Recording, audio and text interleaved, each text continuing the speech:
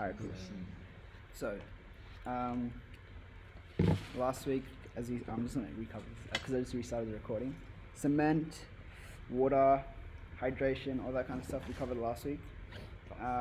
This week, water and aggregates, so a bit more focus into aggregates and water.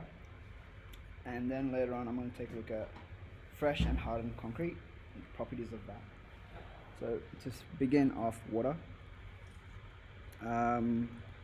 Water can either be our friend or our enemy. Our friend, because it's essential to the reaction that forms that thing, CSH, right? And it's like you need it for cement to kind of like bind everything together. However, it can be our enemy because it's the medium for several major deterioration mechanisms, such as freeze thaw, drying shrinkage. Corrosion is like the most obvious one, right? And then a general rule of thumb is that if our water is drinkable, then it's usable, right? The reason for that is because no, there's no reason to it, but there's potential impurities that can be in our water. So there's chloride, sulfate, organic substances, sugar, and oil. All of this stuff you kind of want to avoid because it's going to affect your strength of concrete. It's going to cause deterioration, failure, all that kind of stuff. Wait, Why are you laughing? So chloride, you've got corrosion of steel and concrete. Sulfate, the deterioration of the concrete itself. Organic substances reduce your strength.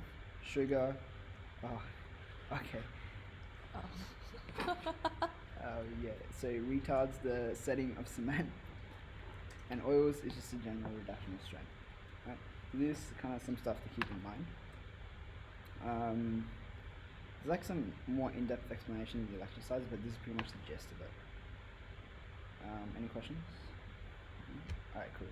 So the effect of water to cement ratio. So water to cement ratio is something we covered last week, really briefly. Where is it?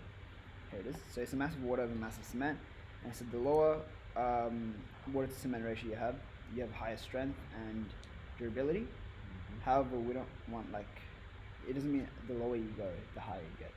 Because if you go too low, there's gonna be no water, and it's just gonna be like powder, essentially, right? And like rock. So there's an optimal. So this graph kind of shows the effect of our water to cement ratio. Mm-hmm. The lower the water to cement ratio, we have higher strength, and then we also sacrifice workability. Are you guys here to learn or no? I gotta do my assignment, boy. Hello, Karen.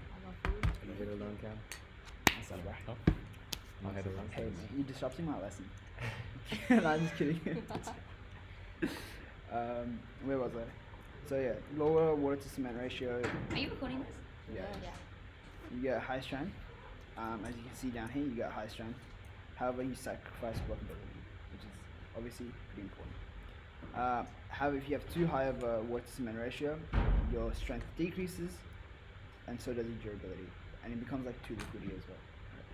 So we've got an optimal range here, which is somewhere between 0.4 to 0.55.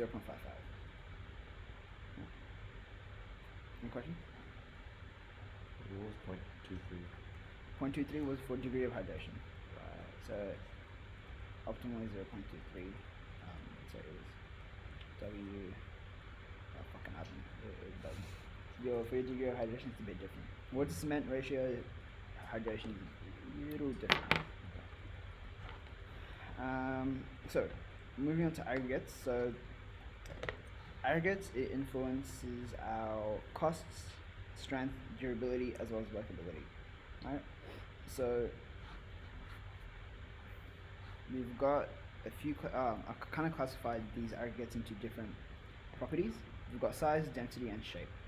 So size, we obviously got fine aggregates and coarse aggregates, right? If you have too much fine aggregates, our strength is going to decrease. So we're going to have our strength of concrete. A bunch of it comes from coarse aggregates, right? The properties of coarse aggregates. But if you have too much coarse aggregates, we're going to need more water. Right? So usually you want to have like a mix. As I showed you guys last week, there's like a pretty good weight ratio, of cement to water to coarse aggregates to fine aggregates. Density, it's just density of aggregates. You don't want it too heavy or else it's going to sink. You don't want it too light, it's going to float. Shape, so this is a bit important because if you have rough / angular ones, so for example, if your aggregate looks like fucking something like this, something rough and angular, right? It's gonna bond really well together. Yeah. Right? What was it? I forgot what it's called, but this is gonna bond pretty good, right? If it's smooth and round, then your workability is gonna be a bit better. Any questions?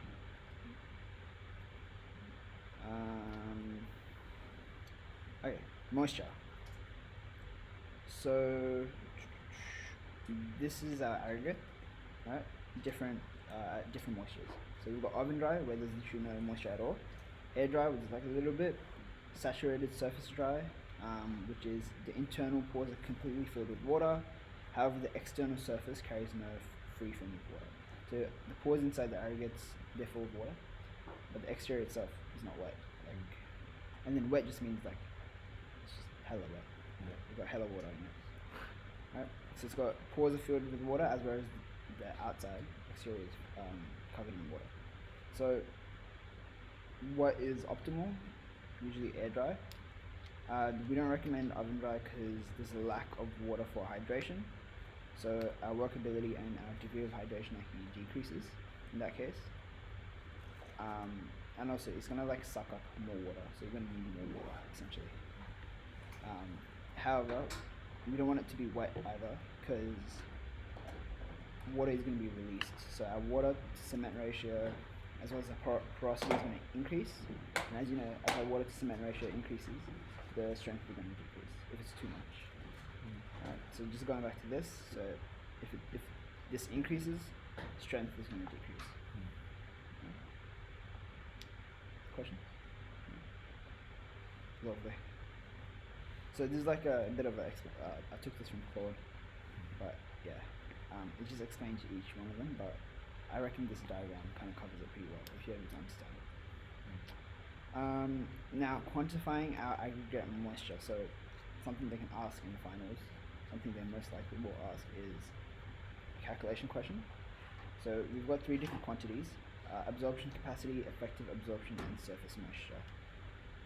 So this is pretty much absorption capacity. We're taking a look at the amount of water you can absorb, essentially. So the internal pores, how much water is pretty much inside of there, or how much you can take.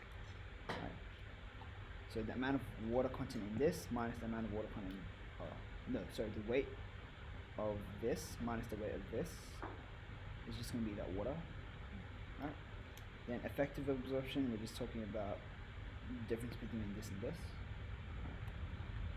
And surface moisture, just the amount of moisture we have in the surface. Right. So I've kind of drawn arrows to indicate.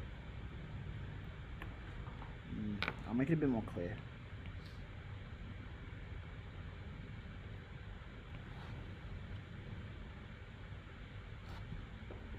I'll say you're using these two over here for our calculation. Then for this one we're using these two.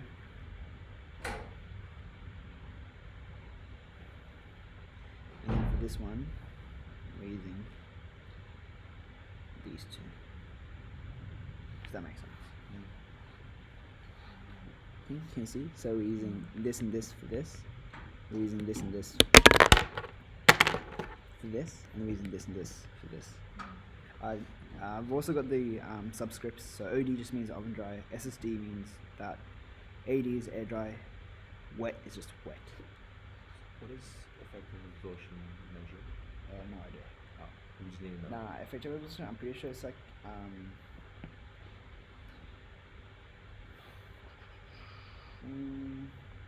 Henry, do you know what effective absorption is? Okay, I didn't think about it too much. Like, I'm pretty sure it's to do with like What's the formula? effective absorption. This one.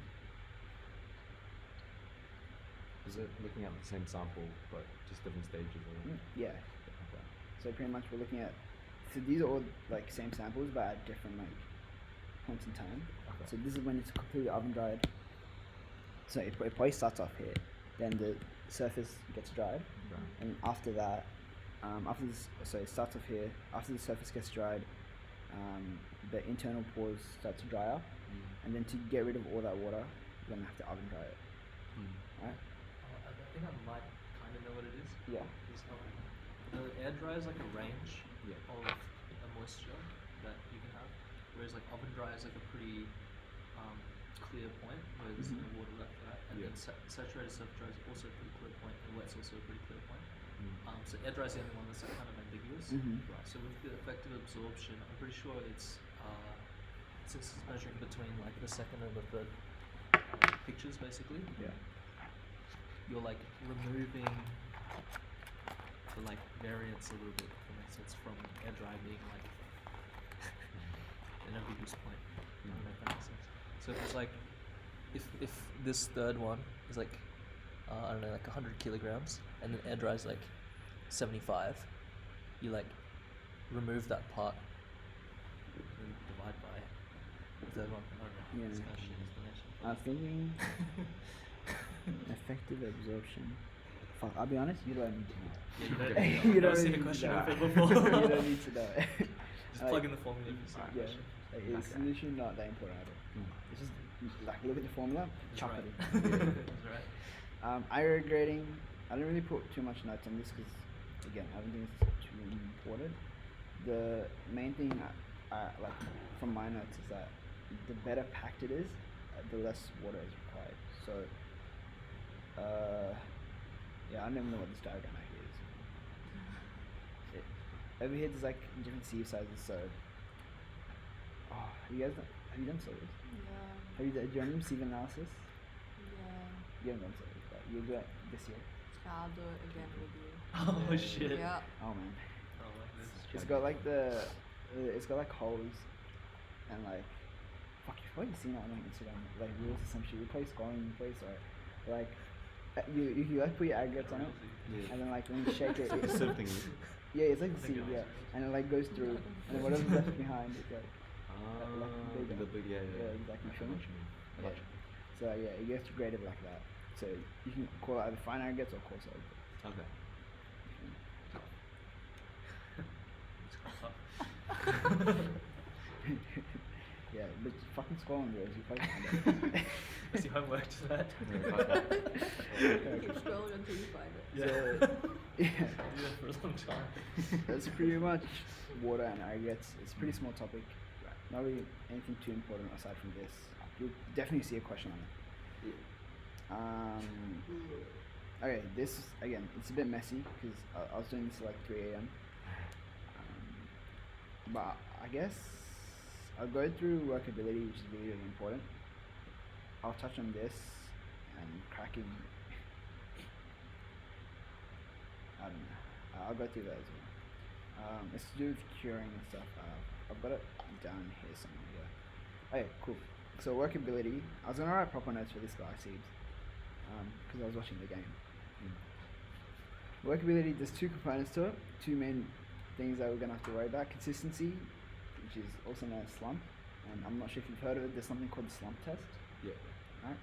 And then, yeah, that thing. So I've got a diagram over here from the lecture notes. Then we've also got cohesiveness, which I guess is a measure of our resistance to segregation and bleeding, which actually we're going to touch on here. Actually, I'll touch on this first. Right, so what is segregation and what is bleeding? So segregation, pretty much when your coarse aggregates sink due to gravity. I think I explained this a little earlier, like if it's too heavy, it might sink. And then we've also got bleeding, which the water rises to the surface. So there's like a bit of an explanation here. It's like the rate of surface water loss is going to be greater than the rate of bleed water rising to the surface, whatever that means. But I'll show you guys what it looks like. Does that mean like it's gonna dry out? Like, No, I'll show you. So that's kind of what it looks like. So oh fuck, they got both even. So you see here, so, like, is that? so bleeding is like, so you see that water on the surface? Yeah. That's bleeding. And then segregation. So there's like a side view. So all the thing like aggregates kind of sink. Yeah. a little bit. Okay, there's a bit of a dry version. It's a bit weird to. Let me search up segregation. Segregation, fucking hell. Yeah, you can see here. How, Just separating it. yeah, so it's all sinking to the bottom essentially. I guess. What would it be here? This is like after each pour, maybe. Or why are there like layers of like? Would it be like after each pour? They do like one pour here. I think there's congestion or something going on. That's a bit different. No, because I think that's your column maybe. This one? Those are Yeah. the column tires. Oh And yeah. the- Oh fuck! I those didn't even are, see like, that. blocking Yeah. The rocks. The rocks. Yeah. Or the rocks are too big. Yeah. That makes sense. Okay. Lovely. Yeah. So there's different reasons. Too much water, not enough fine aggregates, poor grading, so it's not packed well enough. Too much vibration. So actually, after you pour the concrete, you gotta like vibrate that shit a little bit. Right? It's like kind of sets properly, and inappropriate uses of chemical admixtures. Now, going back to workability,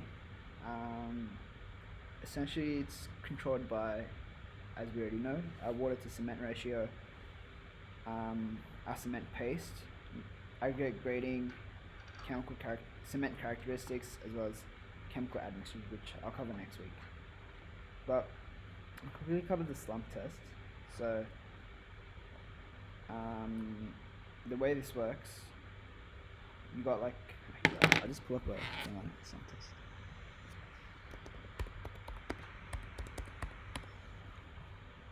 Fucking hell, what is this? Slump test concrete, yeah. So I guess this is what it is, right? You got some concrete, you chuck it in like a cone, and then you start to lift that cone. Oh no, you keep filling it up until the top. Blah blah blah. You do that, but essentially when you pull that cone out, right, it's gonna like slump in a way, right? And then you gotta measure that amount. Is there like a? What's the workshop recording from last week? Oh, do you have the? Did you do the slump test in it? I did a Yeah. little mini game. Did you see that? Oh, yeah, I haven't seen it, but Oh, okay. Is- We did it with flour and water. far. Is Cillian in Canada? That's really cool. You could have made down for.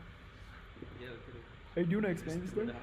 Hey, no, if you wanna understand slump test, watch Henry's video. I can't be asked. He probably explains it better than me. Concrete curing. I'll just put some notes on what concrete curing actually is. The maintenance of adequate moisture content within concrete. So immediately after compacting and continuing until the concrete has developed its desired strength, which is usually after 28 days. Yes, 28 days. Yes, that's correct. So I think F-C, which you guys will see next week, is taken at 28 days, which is what we call the characteristic compressive strength at 28 days. Is that what we call it? Yeah, 28 days, yeah. Fuck, well, my terminology is cooked right now. Anyways, a good cure allows us to reduce the porosity of the surface concrete and to increase abrasion resistance and to make it more durable, essentially. However, when we're curing, there's actually a few factors that are really, really important. So we've got moisture, temperature, and time. So this way we're looking at our compressive strength. This is our age over here. Over here we're taking a look at how temperature kind of affects it. What's going on over here? Moisture.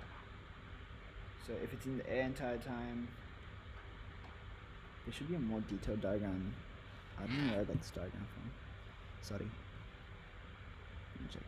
It'll be on middle. But I don't live in somewhere. By the way, going to I can't. Not really. I'll go directly. No? No. Another meeting? Doing 12, no, 11, 12, and then studying 9 to 2. Do you guys have a meeting in 2 weeks? Yeah.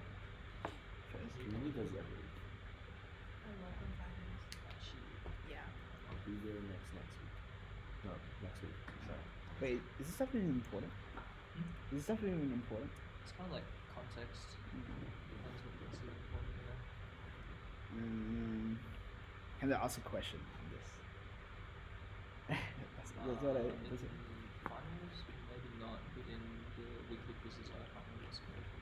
oh, they've already done that quiz, like the theory quiz, like the very first one. Really? I think everything else is just calculations, right? All your quizzes. It's a multi choice for the first one. Yeah. Oh, One It's count. already done. No, no, it's That's John Monday. That's done Monday. Yeah. So this might be a bit relevant then. How do I explain this? I actually don't know myself. Compressive strength. Okay. Temperature, as you can see, if it's too cold, compressive strength kind of like stagnates a little bit. An ideal temperature of 21 degrees ish, like you can see, compressive strength is a lot greater. So you don't want it to be too cold, obviously. Curing process. So if you just cure it in air the entire time, which is something you're not meant to do, mainly because you get reduced compressive strength. So when you're actually curing, over here, you spray water on top of it, or you spray some sort of chemical on top of it. I've seen them spray like some chemical, I forgot what it's called, but they've got like some sort of chemical to kind of moisten that top part and allow it to cure a bit better. That's what we call moist curing, essentially. And you get a stronger concrete. Yeah, your compressive strength is just going to be harder. That makes sense. Let me see if there's like a moist curing video, or like a photo.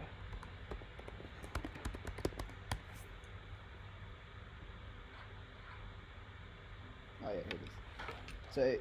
So this is when the concrete's poured, right? And then they go on top of it with some water or some sort of chemical. You can see here, 7-day concrete curing process. They pour some shit on top, and just repeat that process essentially. Standing on top of it. Yeah. So maybe not on day one they don't stand on top of it, but by then it's like good enough to stand on top of it. Okay.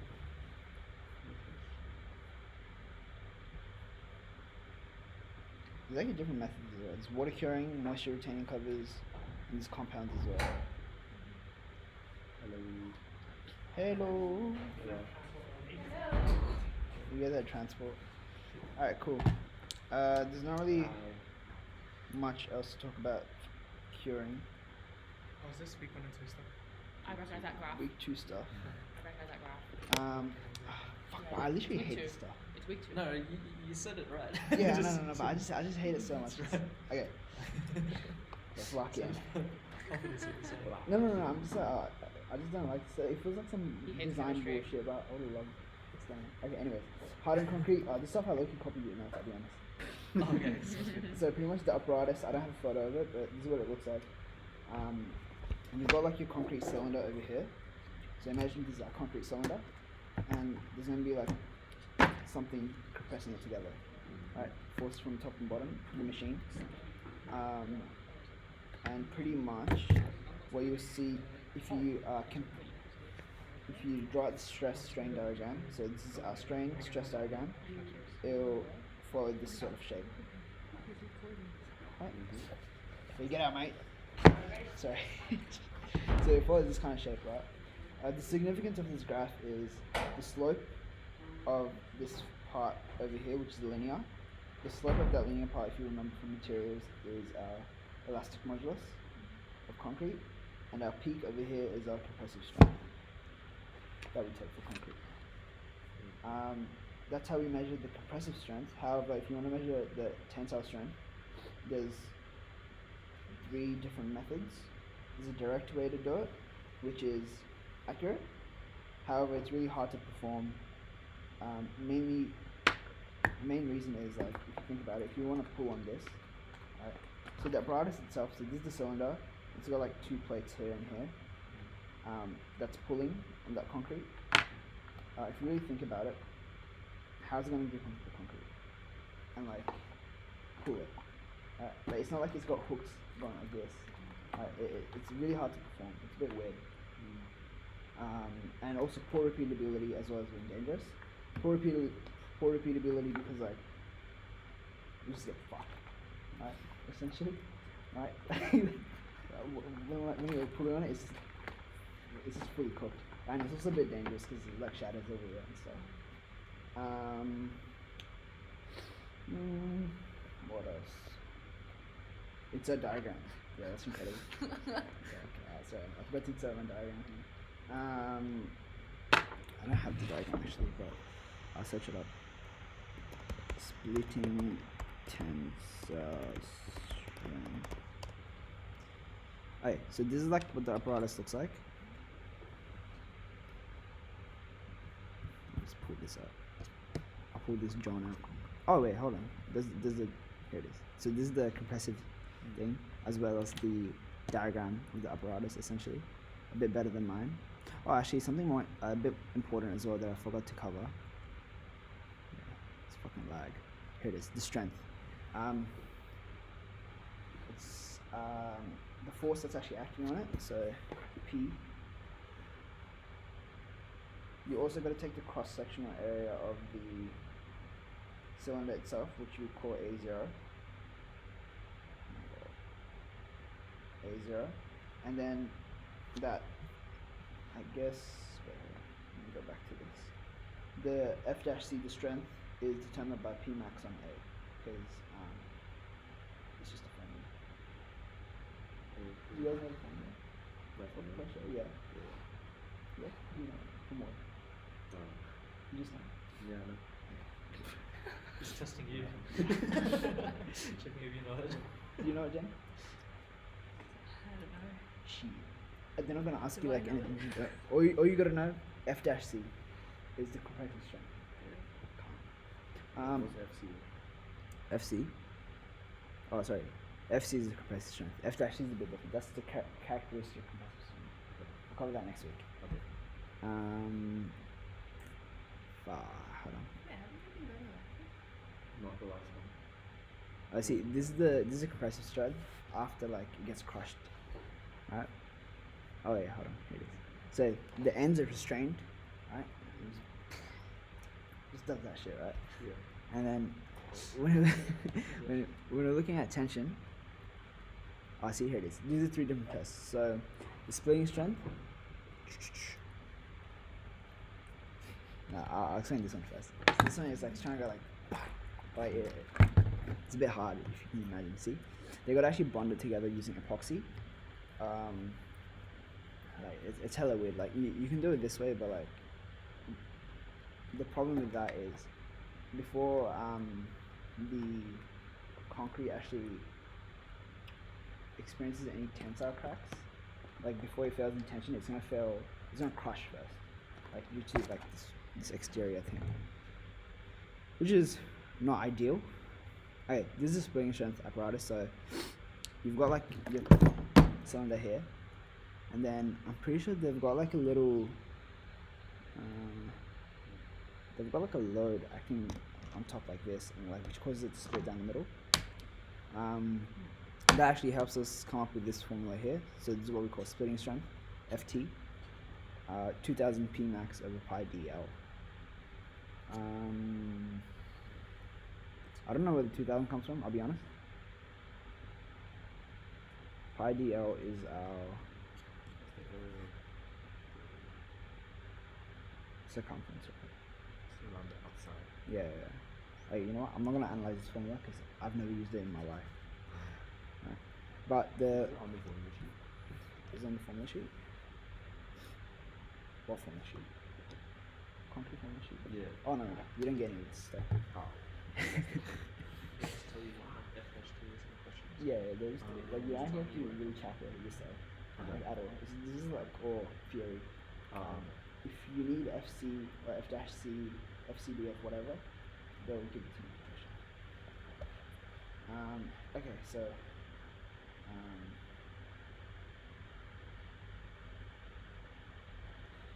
so the 1-point loading test and 2-point loading test. This is what the thing looks like. Oh, I actually forgot to. So obviously we have reactions here. This is P on 2, P on 2, P on 2, P on 2.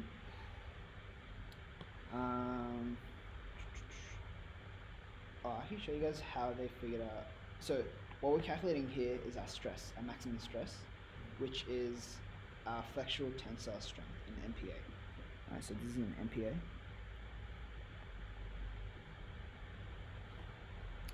FCTF. The way they've actually gotten these formulas, I'm kind of derive it for you.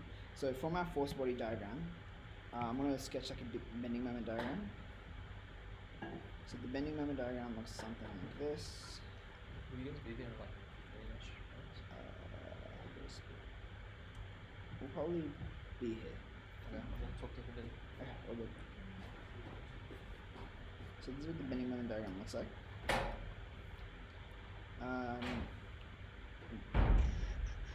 What's the value of that? P on 2, PL on 4. If you guys are wondering how I got that, is because I'm looking at the bending moment like just in the middle. That's where the maximum is. I'm just gonna consider this left side. The length is L on 2, force is P on 2, multiply together, force times distance, PL on 4. Alright, so, wait, can they even fucking hear me? Hello? Oh, they can, okay, cool. So, that's our maximum moment, M max. So, I'm going to sub it into the stress diagram, which you guys should have seen in Eng 2400. Alright, so you get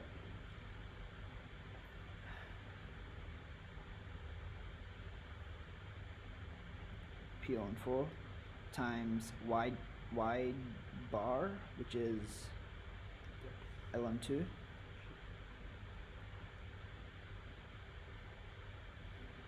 Oh, sorry, that's incorrect. Should be D on 2. Yeah, this is D.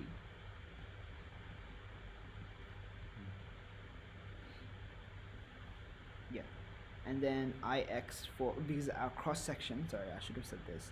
The cross section itself is just rectangular. Yep, so IX is just going to be BD cubed on 12, which we can sub down here. You get BD cubed on 12. Rearrange this, you get 3 on 2 PL on BD squared, I think. Let me check. PL 8 on 12, no, 12 on 8. You get 3 on 2. D, yep, yeah, that's correct. Yeah. Similar to this one over here, the BMD over here looks something like this.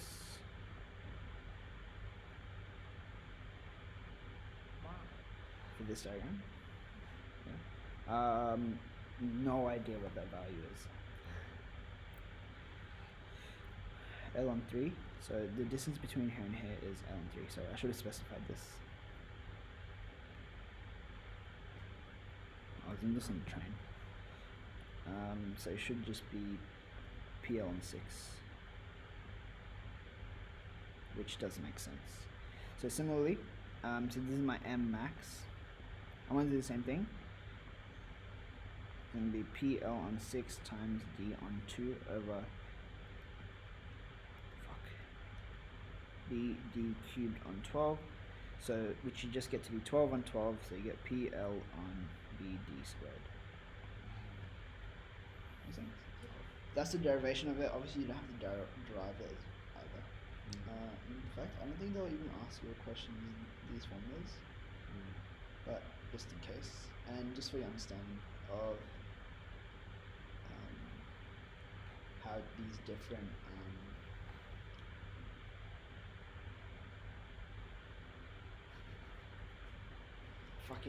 what's it called? What's the word for it?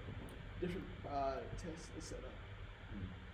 Oh, okay. So in order to like calculate your compressive strength, tensile strength, obviously tensile stress is a bit less prominent in concrete, because when we're looking at reinforced concrete, the main tensile strength comes from the reinforcing part of the steel, right? However, compression, it comes from both. It comes from mainly the concrete. Okay, so that's why we care about compressive strength a bit more. And next week I'm going to cover a lot more different. So we're gonna actually cover what F-C is, which is literally like most of the formulas in the standards. They use F-C, right? Like one of them uses like some fucking weird shit like FCTF, which is literally just 0.6 F-C. So he still uses F-C, Yeah. right? So F-C is in the question, and like in real life they'll give it to you, right? Based off like testing and stuff. But I'm gonna explain the content behind it and how it comes about, as well as mineral admixtures just a little bit and shrinkage. But yeah, I'll give you guys a quick overview of what's to come next week. Fuck. So F-C, here it is. Characters compressive strength.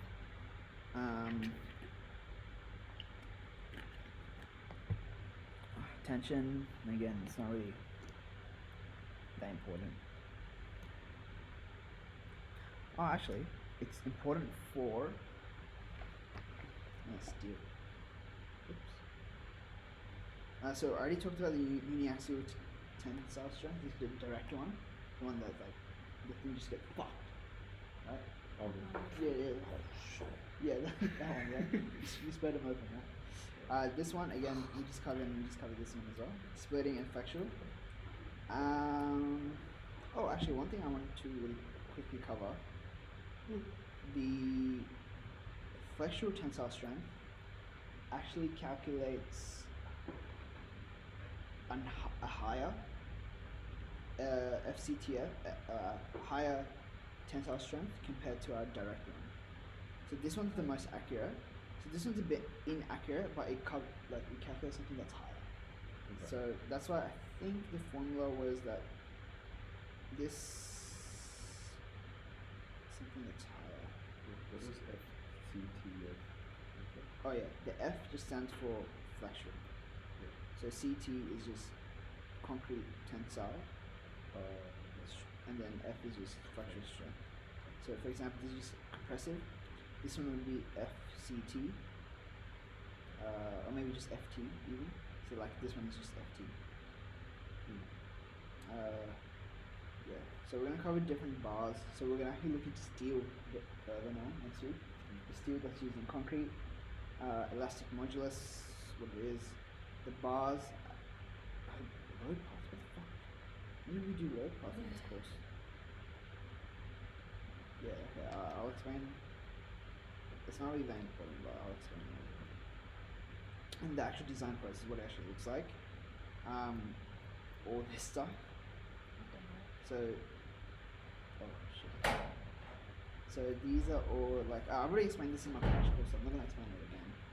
But yeah, load combos I also already explained, so I'm not gonna explain it again. But yeah, so yeah, it gets a bit better. It gets a lot more fun next week, and then that's when flexure comes into play as well, which is something I'll explain the week after the next week. Is it week 3 now? Yeah. I'll explain week 5 then. Alright, cool. For those watching online, thanks. Bye.